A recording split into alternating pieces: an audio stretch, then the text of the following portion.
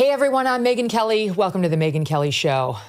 I've been working on this piece for a couple of days now. I've mentioned it on the show multiple days this week. And you're going to find out in a minute why I'm doing it. I'm sick and tired. I'm sick and tired of what they're doing to Charlie Kirk in the aftermath of his assassination. And the talking points that are now circulating about him on the left are vile and unfortunately viral. They're everywhere, from the New York Times to The Guardian and beyond. There's a narrative emerging about him, and it must be countered. The truth must be spoken and made plain. And I hope both fans of this show and critics of Charlie's will do themselves the favor of listening to what I have to say. The Turning Point Revolution is in full swing right now. This past Tuesday at Utah State, students proved they will not bow to terrorism, showing up to hear a collection of conservatives speak in the same venue Charlie was supposed to. Some 6,000 people were there, showing the world that the Charlie Kirk effect is real and it's formidable. By the way, if you would like to send your own message that we will not be silenced by the radical left, come see us on our live tour. You can get the tickets at megynkelly.com. But it is that very force of Charlie's growing power that explains why he is now coming under withering attack. First of all, this is so inappropriate. He is barely in his grave, killed by someone who said he was too hateful to live. And what does the left do? Try to prove the shooter's point. It's disgusting. And it's no different than discussing whether insurance companies are bad immediately after the United Healthcare CEO was shot dead by an unhappy activist. Maybe let's wait until, say, the headstone has been put up before we start debating the merits of the assassin's argument. The most disgusting among the chattering class last week was easily the New York Times contributor Nikole Hannah-Jones, along with author Ta-Nehisi Coates, both of whom have made a fortune by telling America how racist it is and always will be. We addressed the Coates attack on Charlie last week in episode 1160. Today, we get to Nikole Hannah-Jones. See, neither Coates nor Jones can afford to have Charlie's pro-America, colorblind, anti-woke legacy grow. It would kill what's left of their gravy train. Too many kids are creating turning point chapters, too many Americans showing up at vigils, too many young black men circulating videos like these on X. I think I'm at a point in life where I can officially say that I'm conservative. Growing up, especially black, all you do is just vote blue, vote Democratic. But my beliefs, my morals, it all aligns with being conservative. The older I've gotten and what I've seen, what they push in their agendas, and they literally just mock the Bible. Charlie Kirk got shot in the fucking neck. That was the last bastion. I can't be a liberal no fucking more. You see the fucking comments? I hope the gun is okay. The same fucking people asking for moral decency. I cannot in good faith align myself with you guys anymore. We not only lost one of the greatest political activists in American history, but we lost one of the greatest champions for Christ that we've seen in politics. This man's message was pure. It was not a message of hate. It was a message of unity. Now, I'll be the first to admit I didn't agree with every view he held. But there is one thing I cannot deny. Charlie was unashamed of his belief in Jesus Christ. And in the age where faith is often mocked or silenced, he stood boldly and proclaimed the name above every name. And for that, I honor him. So, Nikole Hannah-Jones pulls a bunch of Charlie quotes removed from their context or any wider look at who Charlie really was to paint him as a racist. She actually calls him a white supremacist in this piece. We shouldn't be surprised Jones's bread and butter has been race lies in the New York Times. This is the same paper that aided and abetted her earlier race hoax called the 1619 Project, the fiction that America was really born on the date the first African slaves arrived here, an event Jones posits is America's North Star. Now, Jones admits her purpose in writing about Charlie is that his opinions have been widely embraced, and she's downright alarmed about it. Writing, quote, "It is clear that Kirk's ideas are no longer considered on the extremist periphery, but are embraced by Republican leadership." She says this demonstrates that espousing open and explicit bigotry no longer relegates one to the fringe. So Charlie was fringe in her view, part of the lamentable extremist periphery. But now he's gone mainstream. And she is terrified of that, which she should be, because what that means is her grift is ending. Her piece is framed around a man named Dominic Durant and his 11-year-old daughter in Tulsa, Oklahoma. The daughter, we are told, allegedly came home teary-eyed after Charlie was killed. Dad Dominic was aghast, worried she would look up Charlie's YouTube feed and, quote, come across many ugly assertions, in particular about Black Americans. And then what happened? Dominic called Nikole Hannah-Jones to put his thoughts in the New York Times? Who is this Dominic? She never tells us. Is he related to Miss Jones? Is he a friend she knows from DEI circles? Does Dominic have an axe to grind here? Did the Times bother checking? We don't know. But what, pray tell, is allegedly bothering this man? Ms. Jones first zeroes in on this Charlie Kirk comment. Quote, Kirk had claimed that 4 prominent and successful Black women who all went to Ivy League universities, Justice Ketanji Brown Jackson, former First Lady Michelle Obama, Joy Reid, and former Congresswoman Sheila Jackson Lee of Texas, quote, did not have the brain processing power to otherwise be taken really seriously and had to go steal a white person's slot. Is that what Charlie said? Roll the tape. If we would have said that Joy Reid and Michelle Obama and Sheila Jackson Lee and Ketanji Brown Jackson were affirmative action picks, we would have been called the racist. But now they're coming out and they're saying it for us. They're coming out and they're saying, I'm only here because of affirmative action. Yeah, we know.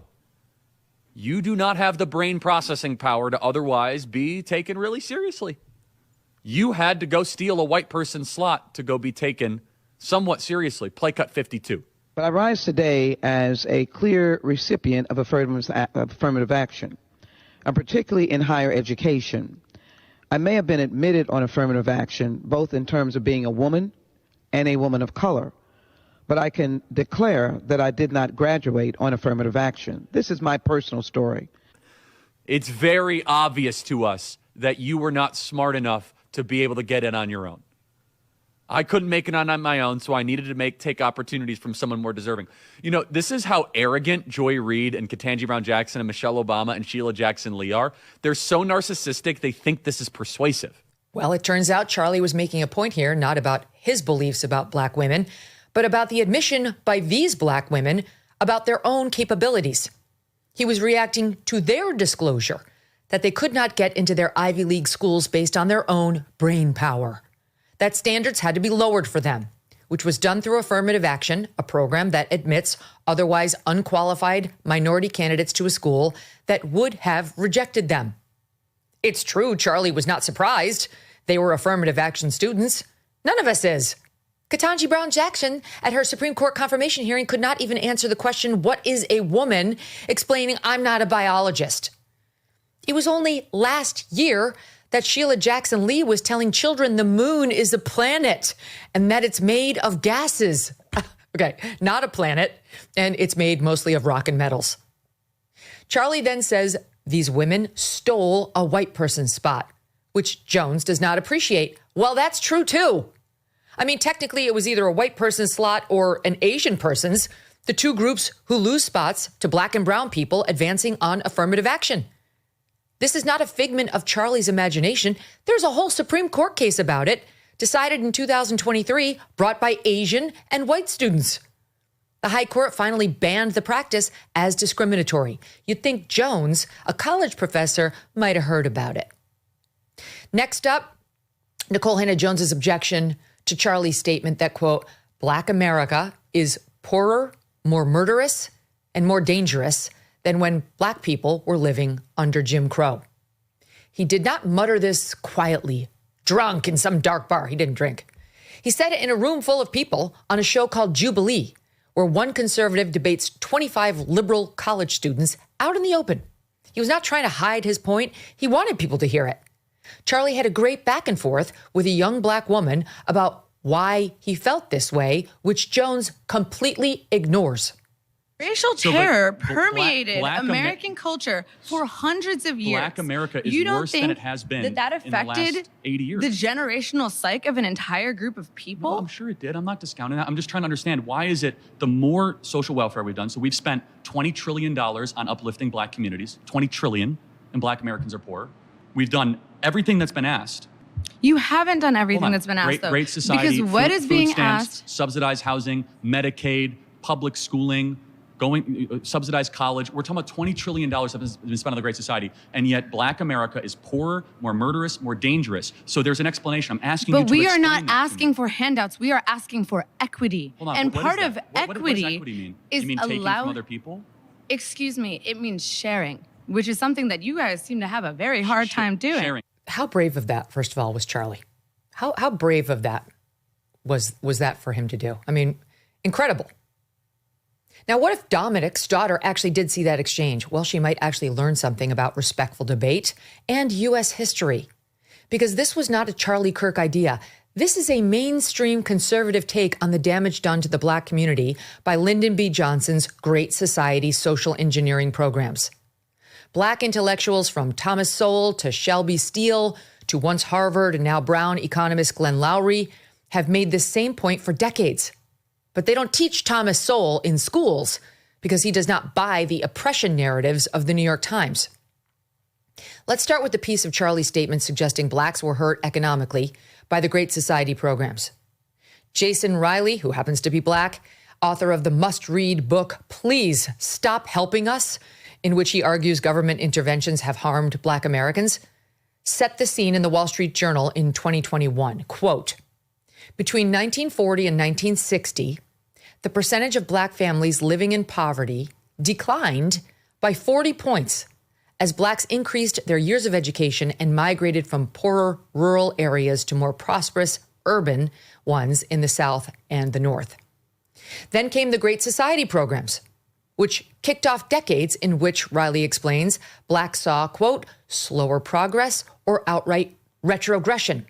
Black labor force participation fell, black unemployment rates rose, and the black nuclear family disintegrated.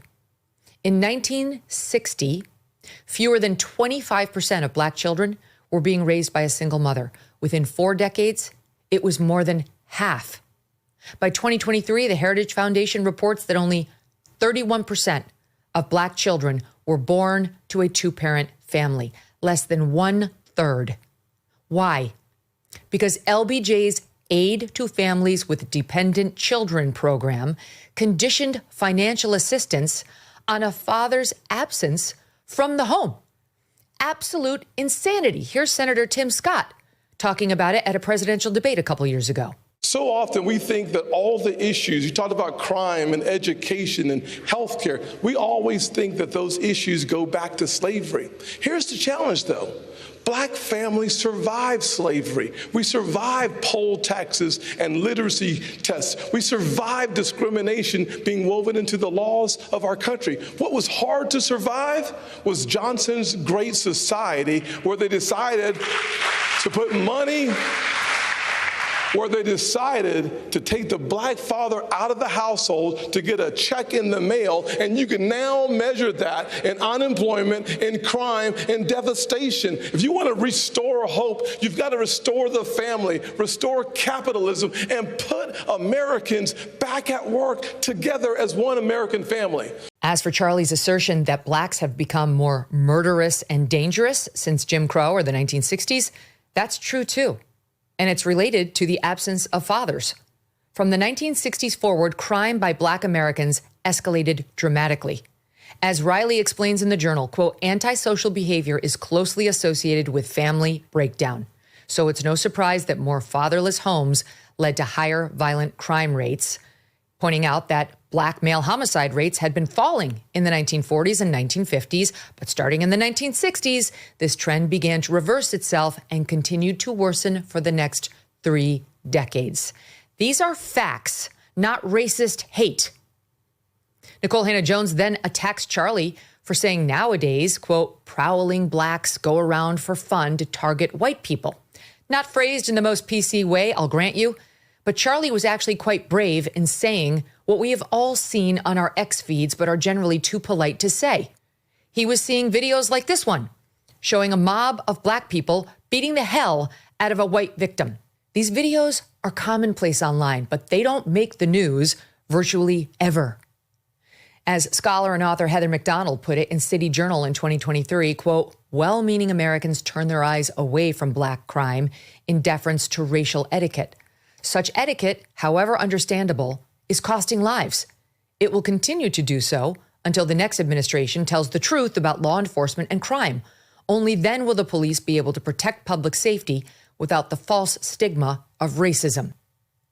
Charlie's specific commentary here was part of his general reaction to a video that went viral a while back of young black men appearing to harass a crying, white, 6 months pregnant woman over her rented city bike in New York, which they claimed was theirs, but she produced a receipt. The media was quick to label the woman a racist for not giving up the bike and for having the nerve to cry during the exchange. We covered the story on this show and read an excerpt from The Griot in which they quoted one black woman saying, "You put a white woman in a situation and a Karen will come out." Where was Nikole Hannah-Jones calling out that racism?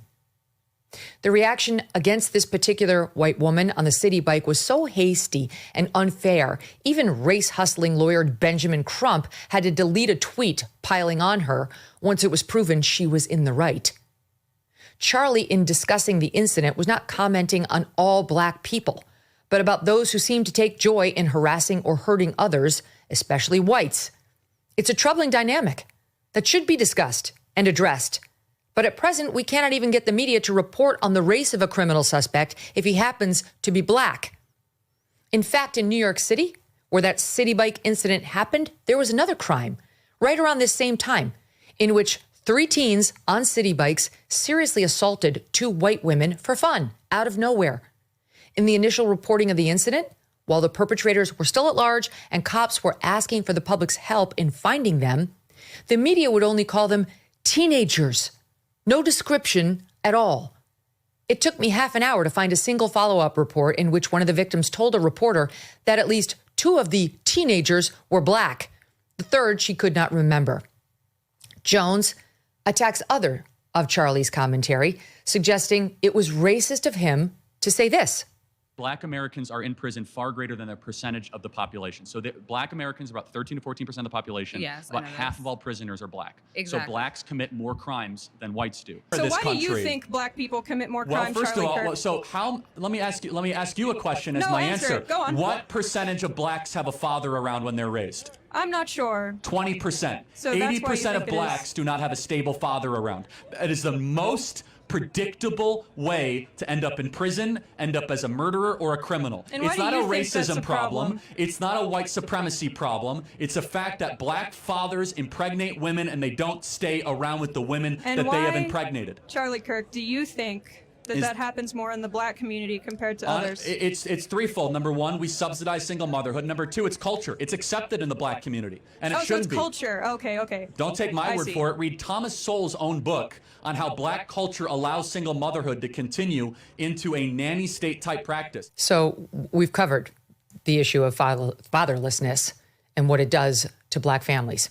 As for whether blacks commit more crime than whites, that is also true on a per capita basis. Back to Heather McDonald, a Manhattan Institute fellow and graduate of Yale, Cambridge, and Stanford Law, who reports that, quote, the national rate of homicides committed by blacks is 8 times that of whites and Hispanics combined. If you take Hispanics out of the equation, she writes, the black-white homicide differential is about 11 to 1. Black males, she goes on, between the ages of 14 and 17, commit homicide at 10 times the rate of white and Hispanic teens combined. In New York City, McDonald reports blacks are 23% of the population, but commit 75% of all shootings, 70% of all robberies, 66% of all violent crime. Whites are 33% of the city's population, but commit less than 2% of all shootings, 4% of robberies, and 5% of violent crime. Chicago, Heather remarked when she was promoting her book, The War on Cops, is the same. Blacks and whites each make up just under 1/3 of the city's population. Blacks commit 80% of all homicides there and 80% of all shootings. Whites commit about 1% of Chicago's shootings and homicides. Here, again, Charlie was right. And it was courageous of him to offer these facts unapologetically and very publicly. Covering them up is exactly what allowed the Black Lives Matter lies about racist cops hunting unarmed black men to fester, which led directly to the loss of more black lives as police pulled back and minority communities suffered. Nikole Hannah-Jones and the Times should be ashamed of themselves for letting her cast this assertion as racist without telling their audience it's true. Before we leave this subject, let's do what Nikole Hannah-Jones would never do. Look at how Charlie actually engaged with Black Americans. He had plenty of interactions with them. He was radically honest in a way too few ever are, because he felt that the truth was what God commanded and what respect for others required. And respect was what he showed the Black Americans he met. Watch. If you have something based on merit, I don't care if it's all black, all Asian, all white. It's an excellent group is what I want, not a diverse group. I care about excellence, not diversity. Because I do not believe diversity is a strength. I believe unity is a strength. I believe the pursuit of higher purposes is a strength. Does that make sense? Yeah, I do understand where you're coming from. I feel like I do agree with some of the things that you did just say, and I may have to do some more research on the things that you said before, but I guess we can agree to disagree for the time being. Thank you for your time. Appreciate it. Thank you very much. Do you think people should be hired based on their race or their competency? I don't think that. I think they should be race. Which one? My fault. I'm sorry. My fault. I think that they should be hired based on their competency, not their race. We totally agree, right? Okay. So what DEI does in practice, not in theory, is it focuses on race more than competence. Okay. That is our concern. Okay. And so what I want, and you seem, very passionate about a lot of things, and you obviously have skills. For your life, I want you always to be judged on the content of your character, not the color of your skin. Where DEI says, no, we're actually going to care more about skin color than competency. And so what we want is an America based on merit, America based on how hard you work, an America based on what you bring to the table, not just what you look like. That's what Dominic's little girl is going to see on Charlie's YouTube feed. That's what was real and true and beautiful about Charlie Kirk. Jones's objections to Charlie go beyond race. She claims his version of Christianity, quote, condemned and disparaged people who are gay and transgender. Her evidence is that Charlie once posted, quote, the pride and trans movements have always been about grooming kids. Also that he once raised a passage in the Bible, she says, that men who lay with other men shall be stoned to death. First, LGBTQ activist groups have been disturbingly focused on getting their messaging in front of children, including young children. We regularly feature stories about inappropriate books and materials being introduced in schools with information about a young child's sexuality or fluid gender, about masturbation, about homosexual sex or sex with a much older person, all to very young kids. Books for elementary school kids suggesting girls can have penises, that children may have been born in the wrong body, and that they might want to talk about it with their teachers, but not their parents. Where do the schools get these books? Often from recommended reading lists pushed on them by LGBTQ groups like the Human Rights Campaign, GLAAD, or GLSEN, which describes its mission as, quote, championing LGBTQ issues in K through 12 education. It's not ambiguous. Some of these books, published in partnership with GLAAD, were at the center of a Supreme Court case called Mahmoud versus Taylor, which the High Court decided just last term. They concluded that these materials are being taught to elementary age children in a way that seeks to, these are the Supreme Court's words, quote, normalize these behaviors, posing, quote, a very real threat of undermining the parent's role. LGBTQ groups opposed parental rights in that case. It's all there, black and white. As for Jones's suggestion that Charlie was somehow in favor of stoning gays to death, that's been debunked as a lie, even by Snopes and many, many others, to the point where even the rabidly left-wing Stephen King has now apologized repeatedly for making this same baseless accusation. Guess the New York Times didn't get the memo. Finally, on the trans issue, Jones attacks Charlie for referring to a trans athlete, she writes, as, quote, an abomination, and for calling a trans person, quote, a throbbing middle finger to God. Here is what Charlie said. The one issue I think that is so against our senses, so against the natural law, and dare I say, a throbbing middle finger to God, is the transgender thing happening in America right now.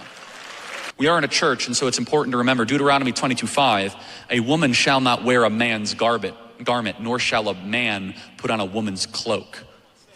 For whoever does these things is an abomination to the Lord your God. You hear that, William Thomas? You're an abomination to God.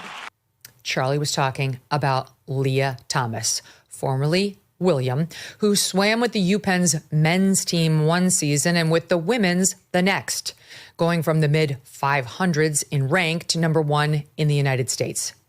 6'2" Leah Thomas, who paraded around the women's locker room, a fully intact male, wearing a tight little women's bathing suit, making the female swimmers visibly uncomfortable, not to mention the times he was naked parading through.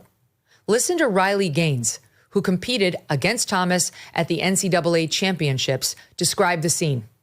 The first time that we became aware we would be undressing next to this 6'4", 22-year-old man, fully intact, fully exposing himself, was when we were inches away from said man. These suits that you put on, they're skin tight, they're paper thin. It takes about 15, 20 minutes, your racing suit, to really poke and prod yourself into these suits. 20 minutes of which you're fully exposed. You have your back turned, again, putting on your suit. And all of a sudden, you hear a man's voice in that locker room.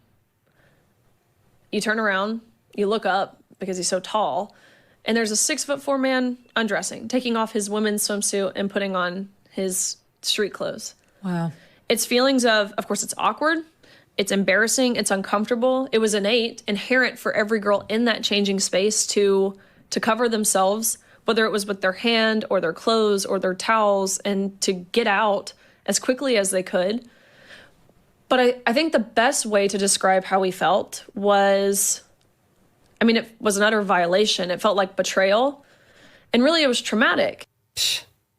That's Leah, formerly Will Thomas. That's what he put her and other girls through. Leah Thomas, who bragged about stealing women's medals and stood by as his University of Pennsylvania, told the women who complained on the swim team that they needed to get therapy if they didn't like it. He was fine with that.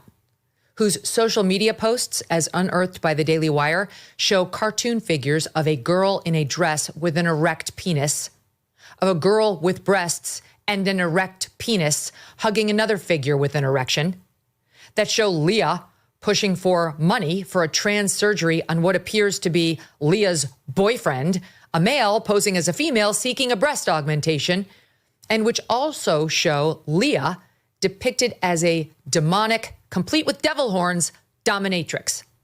What about this exactly is not an abomination to God? Once again, though, while Leah Thomas had earned Charlie's well-founded scorn, Charlie's treatment of trans and gay people he interacted with was uniformly kind. Watch. I do not have hate for a group. I do not have hate for a people. So you do not hate the LGBT community, and Turning Point is not against LGBT. No, how could I hate that which I have a heart for? Thank you. And I might not agree at that for some of the lifestyle choices that some people make, but of course not. I just want to say I'm a transgender male. Are you comfortable telling me your story? I've known that since like 3rd grade, and I'm currently 19, almost 20. I didn't start going by like a different name until 7th and 8th grade. I just don't know, like, with the whole medical stuff, like what's true, what's not, what's helpful. First of all, thank you so much for that. Yeah, of course. So I'm going to have an opinion that very few people will ever tell you, which is I want you to be very cautious putting drugs into your system in the pursuit of changing your body. Mm-hmm. I instead encourage you to work on what's going on in your brain first. I think what you need first and foremost is just a diagnosis. Mm-hmm. Just someone that is going to listen to what you've gone through, listen to what else is going on. My prayer for you, I actually want to see you be comfortable in how you were born. I think that is something that you can achieve. I think that with the right team and the right people, you don't have to wage war on your body. You can learn to love your body. Look at this exchange he had with one young man who wanted gays out of the MAGA movement. Let me ask you a question. Are you a Trump supporter? Yes, sir. So are you a proud Trump supporter? Of course. So are you sickened that he had a gay man speak at his convention? Yes. Then you're not a Trump supporter, my friend. Thank you very much. I just want to go through the list. Guy Benson, no place in the conservative movement. Dave Rubin, no place in the conservative movement. Peter Thiel, no place in the conservative movement. So that just to go down the list. If they are supporting open homosexuality. So yeah, no I'm going to ask a very respectful question, as respectfully as I can. What does what they do in their private life concern you so much that you have to go up in front of a crowd? And it is against God. That is so. why. Let me ask Are you you a question. Christian or not? Do we live in a theocracy? Yes or no? No. Do we live in a theocracy? You said you're a Christian. I am a Christian. And do you know what? And guess what? I will say this. Part of being a Christian is appropriately interpreting what the theological says for the individual, but also means to be long-suffering and patient and loving and kind. Jesus Christ talked to all people. Jesus Christ went and did his ministry through Judea and Samaria, and he had dinner with tax collectors, and he had dinner with prostitutes, and he did his ministry in every part of the Mediterranean. What it means to be a Christian, my friend, is to be open-minded but firm in your beliefs, so you can have that belief. But if you say there's something inherently wrong with communicating or associating just because they make different personal decisions than you, sir, are not a conservative. Thanks for being here tonight. You won't see any of this mentioned in the New York Times. Nikole Hannah-Jones's goal was not honesty. It was to make you hate Charlie and render toxic the Turning Point brand. Jones offers a litany of snippets from Charlie's conversations, grabbing without context a random sample of his thoughts, putting aside how unfair this is to anyone who speaks on the radio for 2 or 3 hours a day in free-form, loose, think-out-loud discussions. The intentionality of Jones's deception is apparent over and over again. 2 things she attacks him for that actually do have legs, but in which Charlie was expressing legitimate concerns that we should consider, are as follows. 1 was to suggest that Charlie believed in the Great Replacement theory, which she says argues that white Americans are being systematically replaced by multiculturalism and by black and brown immigrants. Now, look, here's what Charlie actually said. Now, the southern border is, of course, the Great Replacement. They're trying to replace us demographically. They're trying to make the country less white. They can't win the white vote. No matter how hard they try, you look at the white vote, they can't win it. They lost it by 20 and 17% in the last 2 presidential races. They can't win it. And so how do you win over white voters? You don't. You just bring in more third worlders and you dilute, AKA replace them. In Soviet Russia, kulak was a label the Soviets gave to their designated class enemies. If you were a small business owner or a successful peasant, or really any kind of ordinary person who criticized or opposed the Soviet regime, they would then label you as a kulak. In America, the regime is creating a new kulak. The new kulak are ordinary middle Americans. Rural white people are the acceptable target of American life. They're the ones it's okay to blame for literally everything bad in America.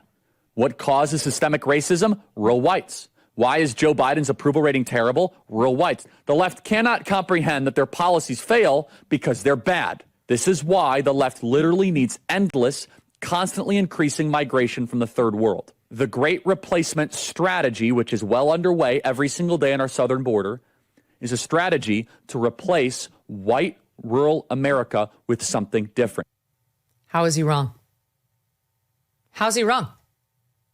He was making a point about the left's open disdain for white, rural, working-class MAGA men. There are entire books written by leftists about how this group is to blame for society's problems. One is called White Rural Rage, the Threat to American Democracy, in which the authors blame white rural rage for endangering the future of the republic. Take a listen to their views, proudly shared on MSNBC last fall. They're the most racist, xenophobic, anti-immigrant, and anti-gay geodemographic group in the country. Second, they're the most conspiracist group. QAnon support and subscribers, election denialism, COVID denialism and scientific skepticism, Obama birtherism. Third, anti-democratic sentiments. They're also the most strongly white nationalist and white Christian nationalists. And fourth, they are most likely to excuse or justify violence. So you mentioned a lot of negative factors about this demographic. Tom, what else do they have in common? Democrats have been told that in order to get rural voters, to get them to listen to you, you have to go there, you have to really empathize with them, you have to show them that you understand their lives, you have to, put on a Carhartt jacket and go down to somebody's farm. Have a beer. And maybe milk a cow. Yeah. Oh, the disdain. That book was a huge hit. Lots of promotion on these left-wing channels. While the left was attacking rural whites as the problem, Joe Biden was letting in some 10 to 20 million illegals from predominantly black and brown countries, effectively diluting the votes of those rageful white rural voters. Listen to this Democrat from New York say the quiet part out loud. Brooklyn, New York, we have a diaspora that can absorb a significant number of these migrants. And when I hear colleagues talk about, the doors of the inn being closed, no room in the inn, I'm saying, I need more people in my district, but just for redistricting purposes. And those members could clearly fit here. Another bone Ms. Jones has to pick with Charlie has to do with his take on Islam.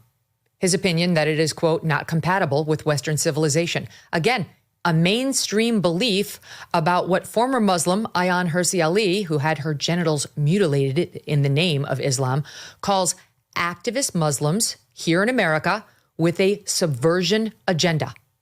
Da'wah means literally to call or to invite non-Muslims to Islam, to get existing Muslims and turn them from just being people who identify as Muslim and worship Allah and turn them into activists, change institutions, convert institutions to become Islamic and apply Sharia law.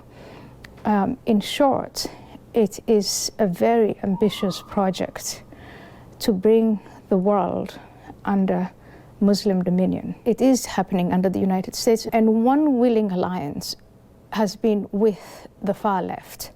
And so if you want to have a young generation programmed on the one hand with woke ideas and on the other hand with Islamist ideas and their fusion, and that becomes your elite for the future, an elite that is going to be in charge of our universities, our schools, our corporations. Ayaan, in that interview, as in many others, speaks to what's happening in American cities already, like Dearborn, Michigan, now dominated by Muslims who seek not to live and let live, working side by side with their fellow Americans, but to Islamicize America. In the U.S., Ayaan explains, we used to pride ourselves on having Americanized Muslims with no desires to Islamicize our country. And while plenty of those Muslims do remain, Ayaan reports that we now have activist Muslims beginning to dominate American cities who are far more radical, who feel comfortable openly shouting anti-American slogans, and who are very sophisticated in taking advantage of American constitutional rights to push an Islamist worldview. Look, Charlie was not keen on the Muslim explosion happening in America. That's true. He didn't want cities dominated by 5-time-a-day calls to prayer. He wanted the U.S. to remain a Christian nation because he thought Christianity is much more aligned with Western values than Islam is. Here he is, in his own words. The question is macro Islam compatible with Western values? Macro. Of course it's not. There are three major reasons why. Islam does not believe in freedom of speech. Islam does not believe in freedom of religion. And Islam does not believe in separation of mosque and state. Those three things are antithetical to the West. In a Muslim-majority country, most Muslim-majority countries, you cannot criticize the Prophet Muhammad. In most Muslim-majority countries, you do not have the same robust freedom of religion protections. And finally, whereas we in the West are very careful to try to intermix religion and state, they are commanded to actually go into the state and try to change the state to be more Islamic around the core pillars of Islam. Where did he get these beliefs? From Muslims. Watch. Do you think Islam is compatible with Western civilization? Absolutely not. Western civilization was formed and shaped by philosophers and by Christianity. Islam is anti-Christianity. Islam orders the subjugation and the destruction and eventual eradication and elimination of Christianity. It orders the destruction of secular societies. We have freedom in the West, something that we value so much at this conference in America. Yes. We have freedom. We love freedom. Islam is anti-freedom. I have Turkish citizenship. I lived in Turkey for a while. Right now, it's very difficult for me to get back into Turkey because despite Turkey being a secular country on and paper, part of NATO, I have multiple lawsuits against me by the Turkish government because I dared to say things like, quote, the Quran is a book of ignorance. For that, they are suing me. The Turkish government, I can't go back there. There is no freedom. There is no free speech. If you give the power, you will lose everything. You may think that made Charlie a bigot, but ask yourself, looking at what's happening in London with the rapes by Muslim immigrants, in France and in Germany, do you want tens of millions of Muslims committed to the tenets of Islam taking over as a majority here? Do you? Jones finishes her hit piece by attacking Charlie for Turning Point's Professor Watch List, which invites college students to name professors who push leftist propaganda in the classroom. Good. We need an outlet for these students to complain, so fellow students can avoid these classes if they want to. She cites the case of Angel Jones, now a professor at a university in Maryland, whose work, Nikole says, focuses on educational inequity. It's a bit more loaded than that, Nikole. Stand by. Angel Jones landed on the list, writes Nikole, after publishing an article citing research about how distressing it is for Black people to go to work after witnessing news coverage of police killings of Blacks. If white people did that after Black-on-white crime, we'd never work again. We took a look at Angel Jones's scholarship, and here's what we learned. Her areas of expertise include racial microaggressions, racial battle fatigue, and gendered racism. Her work, she boasts, is grounded in critical race theory and critical race feminism. Nikole claims that Angel Jones received death threats after landing on the Turning Point list. I would cry, claims the professor. I was very fearful. I was anxious and afraid to go to class. After Charlie was assassinated, Angel Jones, quote, refused to mourn him, explaining, I cannot have empathy for him losing his life when he put mine at risk, just because I dared to advocate for social justice. So he endangered her life by putting her on a list of woke professors that students might want to avoid at her college? Sure. Just how bad is Professor Jones? She says she showed her class a video of herself bashing Charlie right after he was murdered. One male student took his backpack and left. Nikole is sure to point out in her piece, he was white, a white man who had the nerve to ask Angel Jones if she thought her message might wind up radicalizing students. After he left, Professor Jones tells us she was nervous. After all, there's a Turning Point chapter on campus. So nervous, in fact, she switched her classes to virtual. You see, she can dump on someone beloved by millions of Americans before he's even in the grave, while many of her students are still mourning, and proudly make her students sit and listen to that. But if there's any mild pushback, she is unsafe. She is the victim, always the victim. Maybe she couldn't go to work the next day, another day off, sensing a pattern. I don't believe her death threat claim. She didn't get death threats over landing on Charlie's list. That's BS. She's a liar, in my opinion. She lives her life enmeshed in social justice, and that is the lens through which she views everything. That means permanent victimhood if you are a woke Black woman. Whites are to blame for everything, and white males in particular are a threat to your very existence. Normal Black Americans do not think like this. They love everyone. They don't view race as controlling. Of course, Professor Jones could not stand Charlie Kirk, who devoted himself to ending this kind of vile race baiting and wanted people to see that race is just a social construct, that we all share the same basic DNA, that God loves each one of us, irrespective of skin color. By the way, the same poor victimized professor said after Erica Kirk's extraordinary act of selflessness for giving Charlie's killer, quote, I wonder if she'd be as willing to forgive if the shooter were black or an immigrant. These social justice warriors are deranged about race. They cannot see their fellow Americans, even a grieving widow, through anything other than a racial lens. Then she said Erica's promise to keep Turning Point going, quote, sounds like a warning of violence to come. Doesn't she sound lovely? This is Jones's poster girl for the sad black woman victimized by evil Charlie's Professor Watch list. Then Jones raises a person named Ash Lazarus Orr, who has a similar sense of foreboding right now. Orr, she says, is a trans activist who, while never named by Kirk, says his violent rhetoric helped fuel an environment that makes transgender Americans vulnerable to violence. So basically, wherever Orr is, Charlie's thought crimes are endangering him or her, whatever. You see, it's the trans people who are vulnerable to violence, not Charlie, who was killed by a man dating a trans person who felt Charlie had too much hate. The New York Times wants you to be super clear on that. Orr is quoted in the piece saying, no one should be killed for their beliefs, no matter how harmful those beliefs might be. But? There's no but, Nikole. There's no but after that statement, New York Times. No one should be killed for their beliefs, period. Orr goes on, but we are watching our rights being stripped away. We are having our friends' lives cut short. Your friends' lives are being cut short? I think you have that reversed, sir. And then Jones reiterates what she and Orr are actually mad about, that things are changing in America, in large part because of people like Charlie and their unapologetic adherence to the truth. Quote, in just a few short years, she writes, Orr has watched as the momentum toward recognizing the full humanity and rights of transgender people has collapsed. Put another way, the gender madness has been exposed for the evil it is, and people are running in the opposite direction. Thank God. Jones goes on, sadly concluding that, quote, Kirk's rhetoric of Christian white nationalism, anti-transgender, anti-woke culture war framing, this is not on the edge anymore.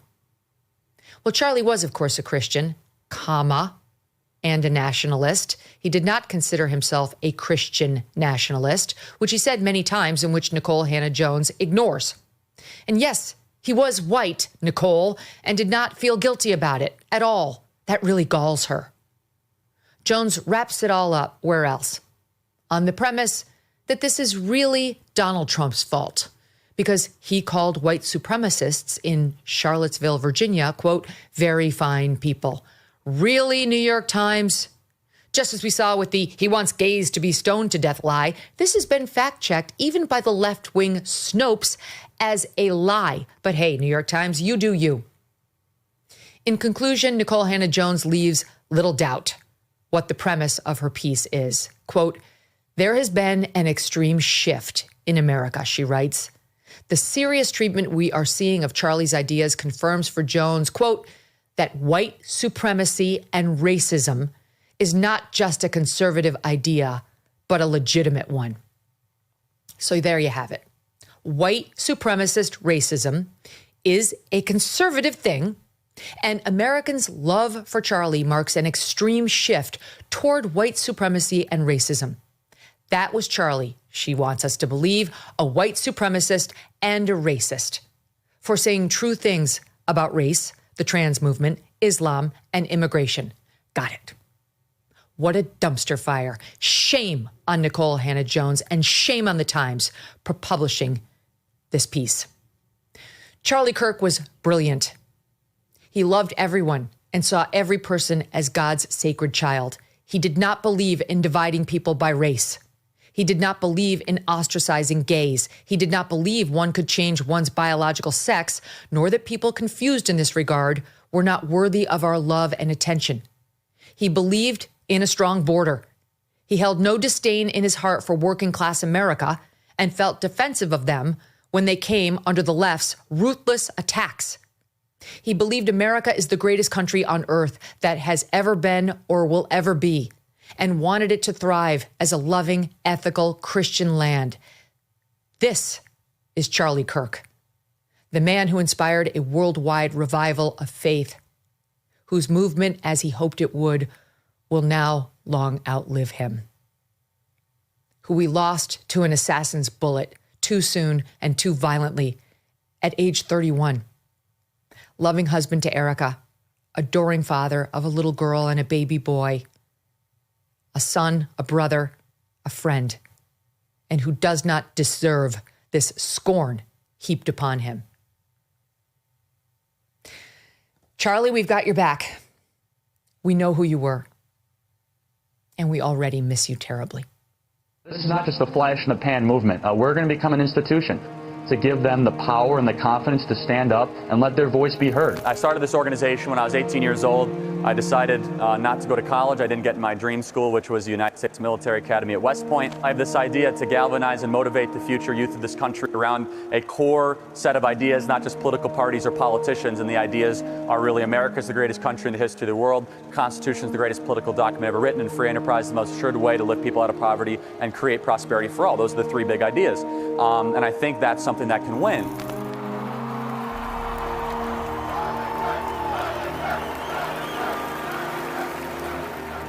This is the greatest generational realignment since Woodstock. This generation is the most conservative generation that we have seen in well over 50 years, and the numbers show it. What young people especially are screaming at is they say, give me a structure that I can live my life by. And especially with young men, more challenging of them, more saying, you know what, honestly, I'm not gonna talk down to you. Stop being a boy and become a man. You wanna learn what that means? Come to church and I'll tell you what it means to become a man. Because we have the greatest story ever told. What can I do to save the country? You answer that question every single day, because you are doing the work to save this beautiful republic. You are doing something that is bigger than you. If everything completely goes away, how do you want to be remembered? I want to be remembered for courage for my faith. That would be the most important thing. Most important thing is my faith in my life.